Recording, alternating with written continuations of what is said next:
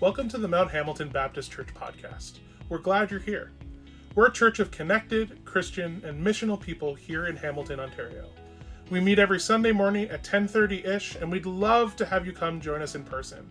Come as you are, and all are welcome. For more information about Sunday morning worship, our other ministries, or how to get connected in community, please visit our website at mhbc.ca. Now here's the sermon. I saw this online this week, and I thought that perfectly captures a little bit of what we do. Is adulthood is saying, but after this week, things will slow down a little bit. And you say that over and over and over again until you die. Because myself and Amy have caught ourselves doing that over again. Well, after this month, it'll get easy. After this week, after this section, after this period, after this season, it'll start to slow down. And we've been saying that now since we've started having kids. So I don't know if it does. And sometimes what I'm talking about here is a life that is filled with hurry and busyness. A life that is tiring and sometimes draining. It's filled and burdened with unease and anxiety, and it's a life consumed with producing and consuming. Mind you, not all of the time. This isn't meant to be super depressing, but my confession again is, despite my best efforts in my own life personally, I don't get to feel the peace that I would like as often as I hope, as often as I want. This is something I want to be better at. And I've heard other pastors, I've heard other leaders preach on this. Ironically, sometimes I'm doing my to-do list while they're preaching. Some of you are like, oh, maybe I should stop. Maybe I think, that's not for me. It's for everybody else. But I'm the exception to the rule. Or maybe it's something I've tried before and I failed, so I'm just really discouraged in. Or even worse, sometimes in my own personal life, I justify it. Or I make the excuse, well, my busyness, my work, and all the things that I do is often for my family and friends, or it's for the church. So surely that is good, right? But I don't think that Jesus wants, and I'm speaking from my own life, his church to be a place that is a burden. And you don't feel like that, just to be clear. But if a church burns out, is that really walking the rhythm of Jesus? And even sometimes I catch myself thinking, I don't even have the time to look at this. I don't have the time to slow down to even address this issue. So I simply just don't change anything. Does this sound familiar? How did we get here? Dallas Willard, a Christian theologian and philosopher, put it this way. He said, desire is infinite, partly because we were made by God, made for God, made to need God, and made to run on God. We can be satisfied only by the one who is infinite, eternal, and able to supply our needs. We are only at home in God. We're going to talk a little bit more about satisfaction next week. But part of this series, part of today, is I wanted to address what the problem is. What are we talking about when we think and look at, slowing and Sabbath and satisfaction and all of these different things? And I think this is kind of at the root of it. When we are not at home in God, our desire is never satisfied because it is infinite. What would it take to satisfy your desires? Everything. Because we all know it to be true, right? We think, if I just made this much money, then I'd be happy. And then we get there and be like, it's actually that much. And we're talking about an ever moving goalpost. And that happens with every desire. Everything that we can have in our life, it just doesn't satisfy. This is the story of the human condition from page 2 of Scripture, when sin is introduced, so you're not alone. We try to fill our desire that only God can fill, and we fill it with our desire of choice, whatever that might be. That could be career, marriage, family, children, a bigger home, stuff to fill that home with, traveling, experiences, control, knowledge, sex, beauty, status, titles, accomplishment, education, money. whatever it is. And not all of those things are bad in and of themselves. But when we elevate them to this is what will satisfy me, this is what will fill my endless desire, it will always let you down. Because only God can fill that. So we find ourselves in this chronic state of pursuit and restlessness, and sometimes that even morphs into frustration and anger and disappointment, which then leads to a life more hurry and more anxiety and more performing and more possessions and more pursuit, and it's this endless cycle that we find ourselves into, and we sometimes don't even notice that we're in it. And I wish I were done with the bad news. There is good news coming. The part of the bad news is, to compound matters even worse, we are surrounded by a world that has a vested interest in keeping us on that track, in that cycle. Our entire world is designed to keep us desiring more. You just need to buy this or do this, have this, be this, own this, go there, go here, eat this, drink this, bop it, twist it, pull it. Like, that's the game that we're presented in our world. And it's often because this is what the world is selling to us. And it's far easier to get somebody to buy medicine when you are still sick. People don't want, if they already have peace and joy and contentment and satisfaction, why would they want to buy what you're selling? We've built a world that is meant to feed our wants, but not our needs. And it's often intentional that it crosses those over. We're in a culture that spends more than we have on things we just don't need. Canadian households spend more on goods and services than ever before in history, and the personal average debt is the highest it has ever been. The message we are bombarded with constantly is more, more, more. This is all to name the problem. This is what we are dealing with. I want to name the situation and be honest with it. Because this misplaced pursuit of desire, it doesn't satisfy and it's endless. At least not by what the world is offering. Psychologists have even begun to use the term, much more recently, and it's been more and more coming up, of hurry sickness. It's not an actual medical term or medical health condition, but a behavior pattern characterized by an overwhelming and constant sense of urgency, a chronic need to rush, and a feeling of anxiousness. If you don't feel that yourself sometimes, I can guarantee you someone in your life does. This is the culture we are in and experience. But there are people who are noticing this and offering alternatives. In a couple of weeks, we're going to look at a Sabbath practice, and we're going to borrow heavily from Walter Brueggemann, but he is a theologian, and he wrote this. He said, "Our culture is Pharaoh-like, an anxiety system of endless production and consumption."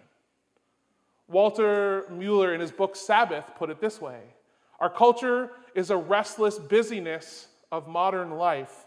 We have lost the rhythm between work and play." Again, I'm seeing nodding heads. We know this to be true. And here's the thing that sometimes we don't realize with all of that is that love and joy and peace are incompatible with hurry and anxiousness and fear. They don't foster the best in us.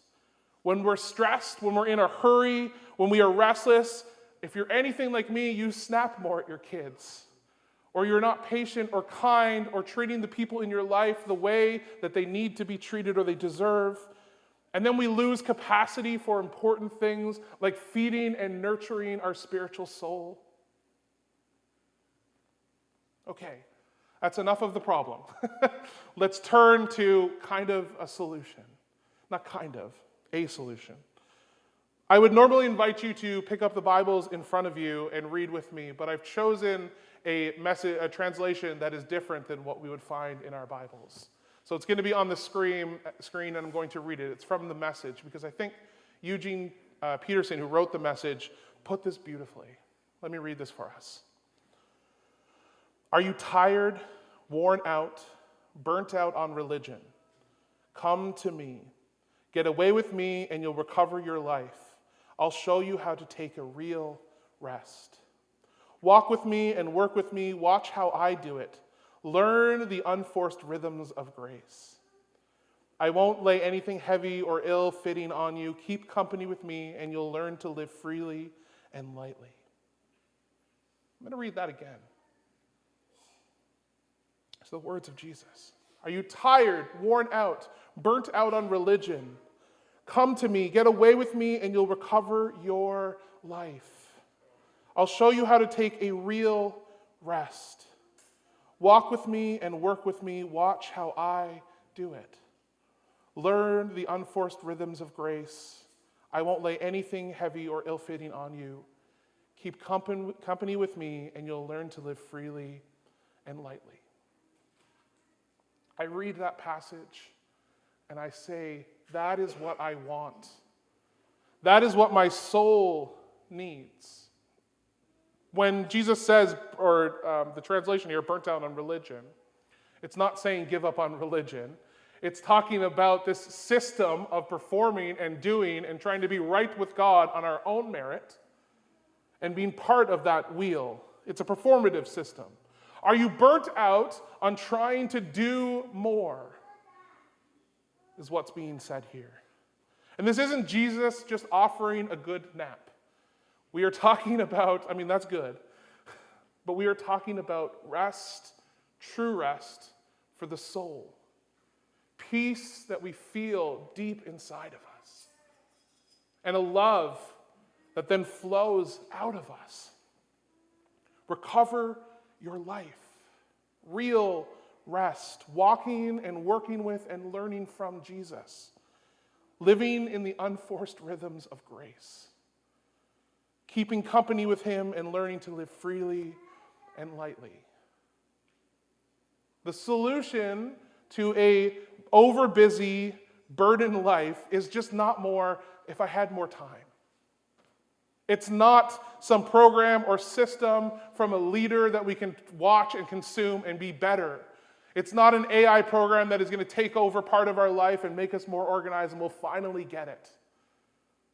That's not what is being offered here. The solution for this need to do more, have more, and be more is to walk with Jesus at his pace, to learn from him and listen to his voice, and to trust his ways. It is about revealing what is already there and available for us.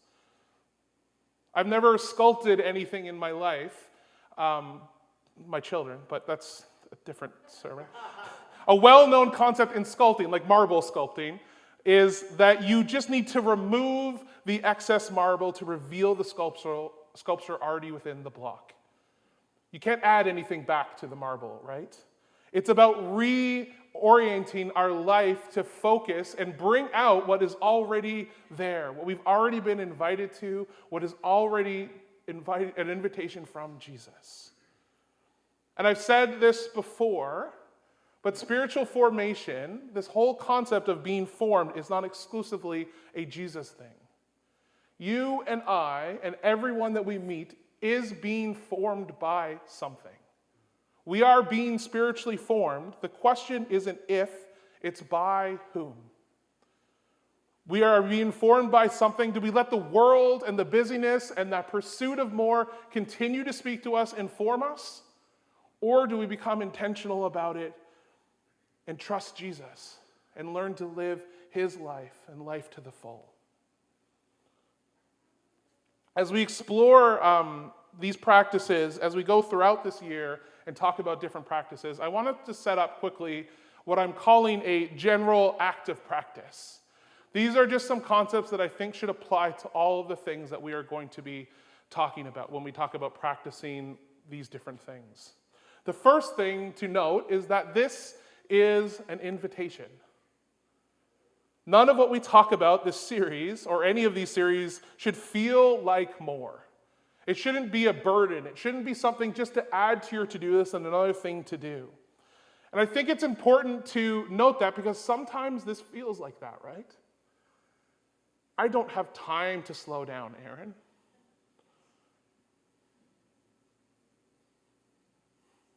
It's not another thing to add to an already full to-do list and a busy life that feels suffocating at all. This is also not a command of Jesus, if you will. The Bible is full of lots of different moral commands.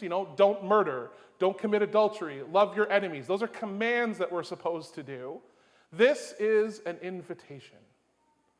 This is learning from Jesus, from his wisdom, and it is an open invitation for human flourishing. You get to decide. Jesus is saying, this is what I'm presenting. This is the life of free and light and living with me and working with me in peace and joy and love. Do you want that?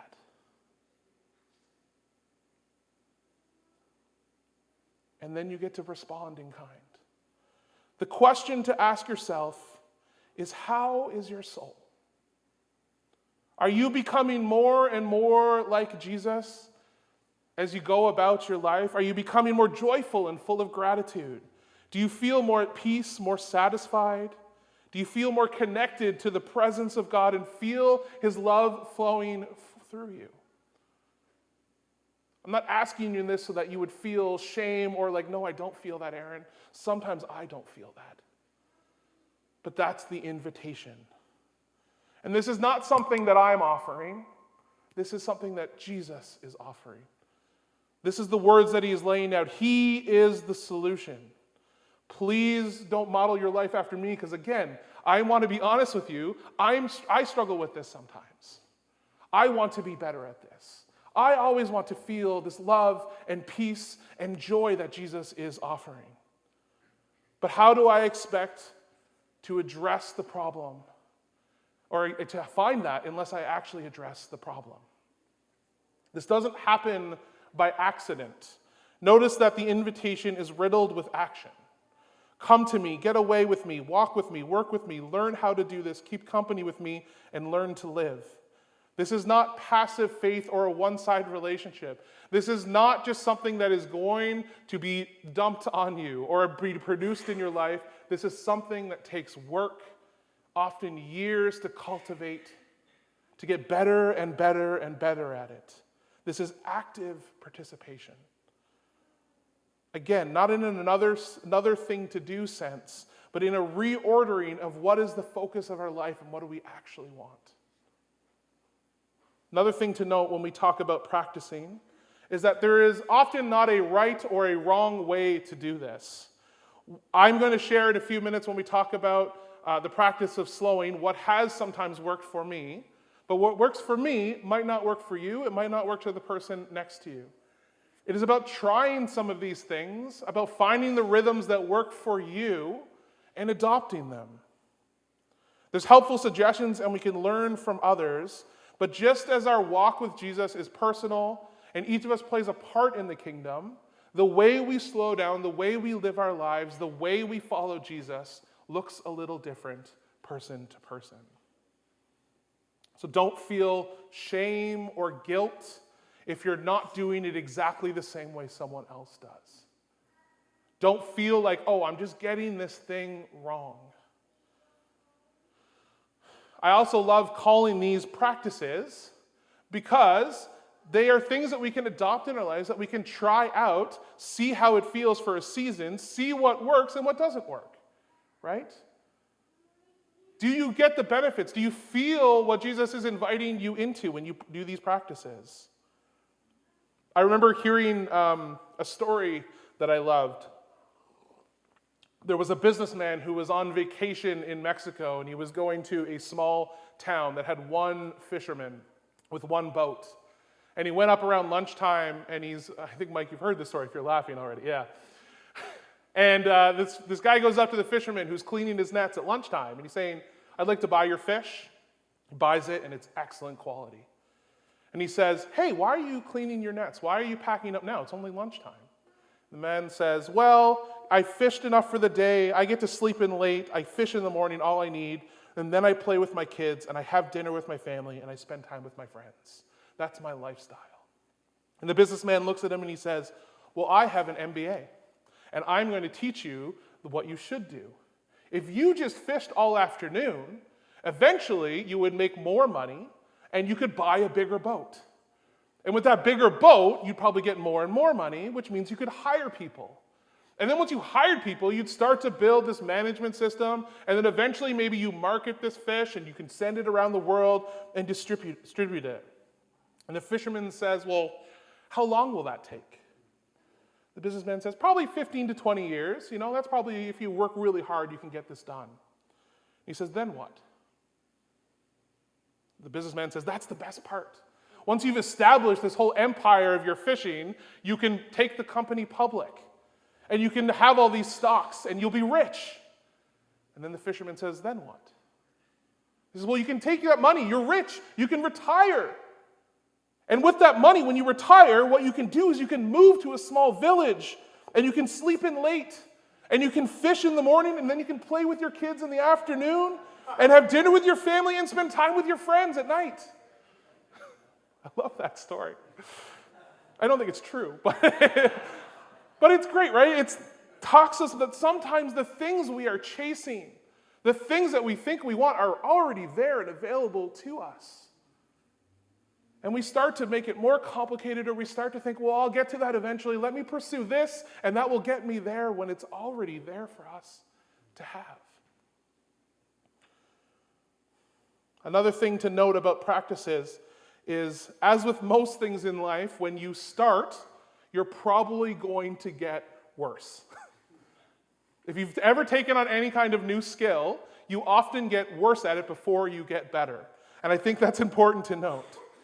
There's something called the J curve, right? So you start here and you go down, and it's frustrating and it's hard, but then you start to see progress and growth. And I wanted to own that. There will be times where you want to stop this, and there'll be times where you restart. There's times where you wish you were better, times where you succeed, times where you fail, times where you struggle. There's awkward times, there's frustration, but when you stick with it, when you trust that this is what Jesus is offering, a life that is free and not heavy, that's what Jesus is extending. And it's hard. Slowing down is not laziness. Taking a Sabbath doesn't mean you don't work hard throughout the rest of the week. Actually, in most cases, I would say a lot of this stuff is harder to practice because it flies directly in the face of our culture, in the world that we're talking about, that says go, go, go, go, go, go. And we say, wait, is that the path I want to be on? For future weeks in this series, we'll explore other practices such as Sabbath and simplicity. But for today, I want to take just a couple minutes and talk about the practice of slowing. Slowing is how we push back against the culture of more, and we learn that Jesus has less for us, but it actually is so much more. How do we walk with Jesus, work with Jesus, and live like he did? Simply put, slowing is slowing down your body and your mind and your life. It's cultivating patience by deliberately choosing to pace ourselves. Again, we are going to talk about Sabbath in a couple weeks, but Sabbath is kind of the weekly rhythm of this. A day that we can set a time apart for ourselves to say to the world, no, I am more than what I produce. I am more than what I consume. I live a different life. So we'll talk about Sabbath in another couple weeks, but I want to talk today about a couple things that I found helpful with slowing. The first is to build margin.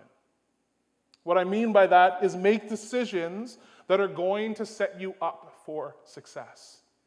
If you have a 25-minute commute to work, don't leave 25 minutes before work starts. Because what will end up happening, right? Like everyone's like, well, duh. I'm just learning this. Because what happens is you hit traffic or construction or whatever, you're maybe a little bit delayed because one of your kids throws up or something, and then you're behind, and then you're in a rush, and you're impatient, and you're going, and you get to work frazzled, and you don't want my morning, and you keep going, and keep going. That's the attitude that we get ourselves into.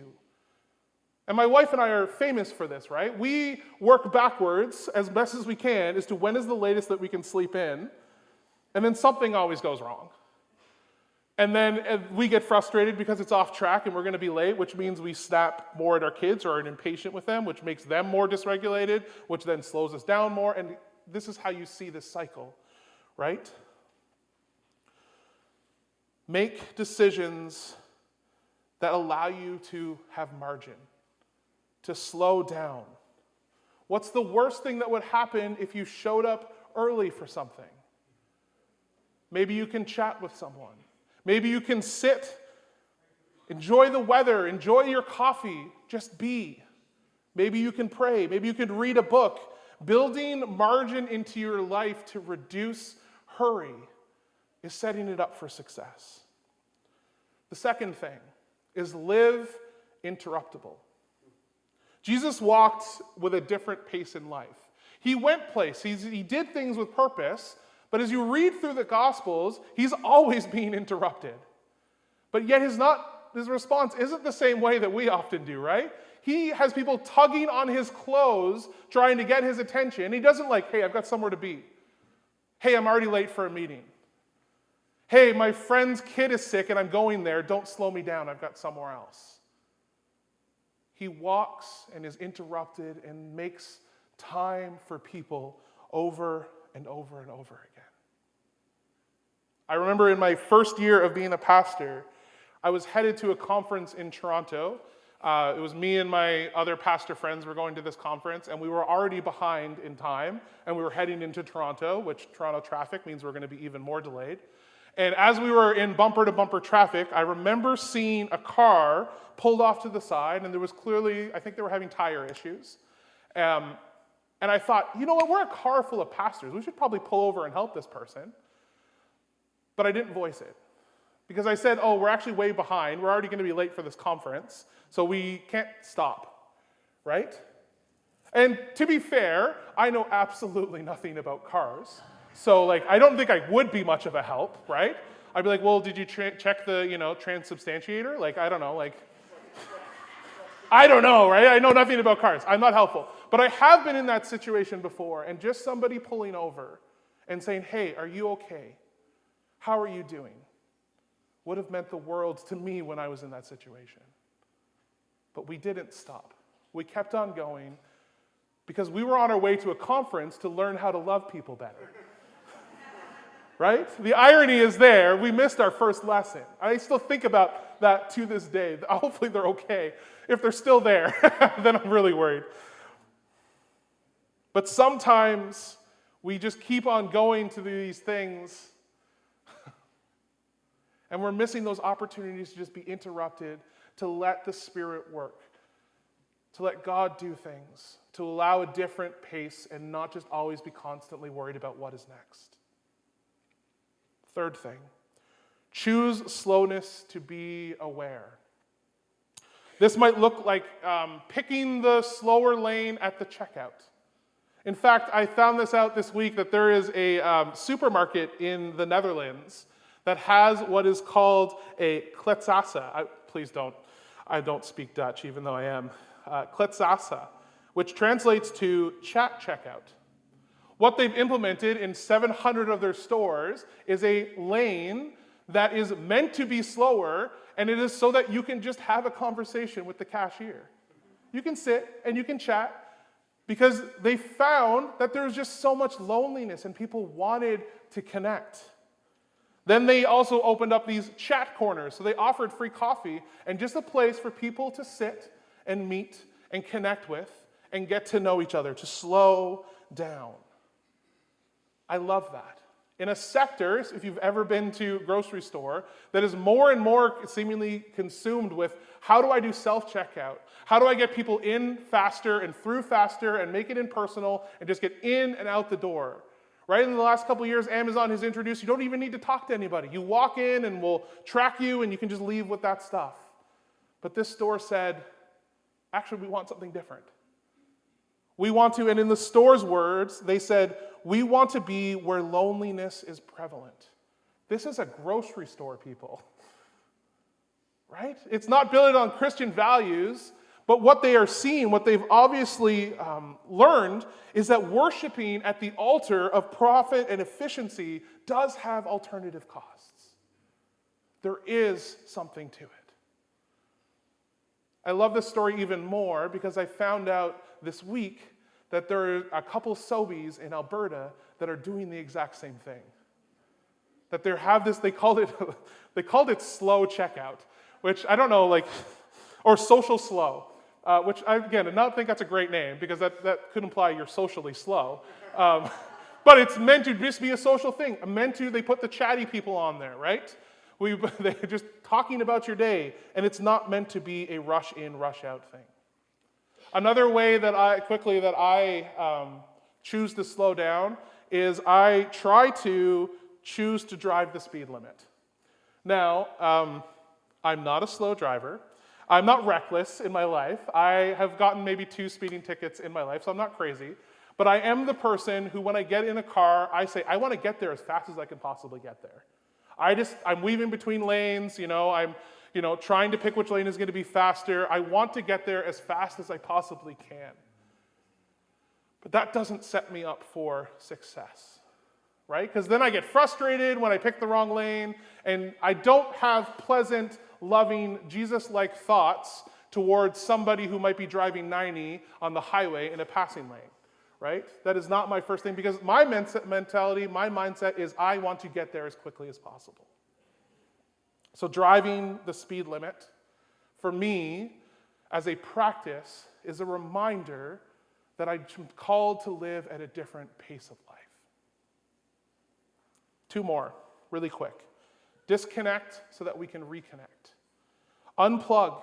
Let your soul breathe. We are constantly being bombarded with advertising.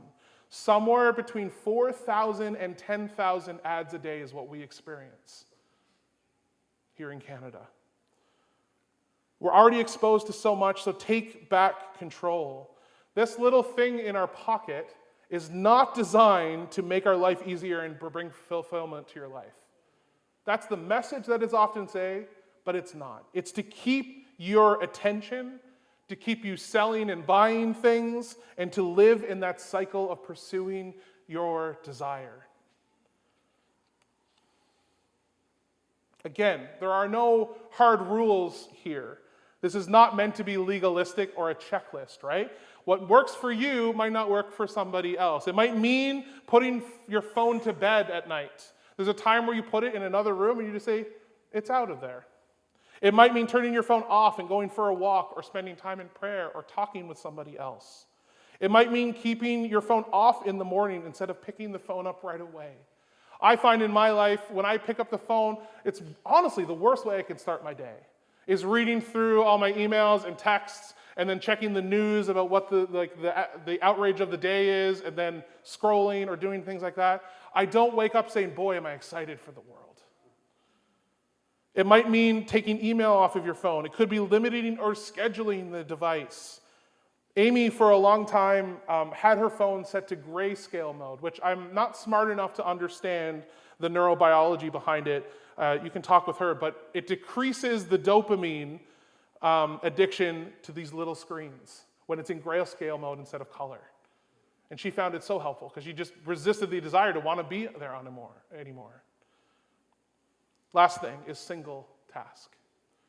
In a world that is always talking about multitasking, about being more productive, about doing things as efficiently as possible, usually we need to take a breath and stop and slow down and say, actually, I'm going to focus on what's in front of me.